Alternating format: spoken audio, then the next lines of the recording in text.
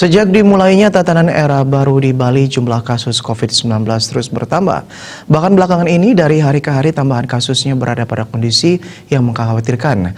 Pada Kamis hari ini selain tambahan kasus baru sebanyak 174 orang, juga dilaporkan tambahan pasien meninggal sebanyak 4 orang.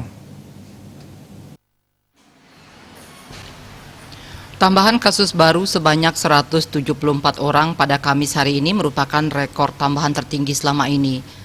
Berdasarkan data gugus tugas percepatan penanganan COVID-19 Bali, juga terjadi tambahan 4 pasien meninggal, 2 diantaranya berasal dari Denpasar.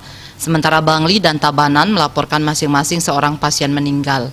Untuk sebaran kasus baru, Buleleng menjadi penyumbang kasus terbanyak pada hari ini dengan tambahan warga terjangkit sebanyak 39 orang. Selanjutnya Karangasem dengan jumlah 35 orang, Badung 28 orang, Denpasar 26 orang, Gianyar 25 orang, Jembrana 8 orang, Tabanan 7 orang, Klungkung dan Bangli sama-sama melaporkan 3 kasus baru.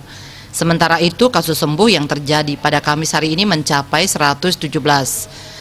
Meski termasuk lebih rendah dari tambahan kasus baru, angka ini membuat secara kumulatif pasien sembuh di Bali mencapai 4.752 atau 83,22%. Tambahan kasus sembuh terbanyak dilaporkan Karangasem dengan 27 pasien sembuh. Kemudian diikuti Buleleng dengan 26 kasus sembuh, Badung dengan 17 kasus sembuh, Denpasar dan Gianyar sama-sama melaporkan 10 pasien sembuh, Tabanan 9 orang, Klungkung 8 orang, Bangli 6 orang, dan Jembrana 4 orang.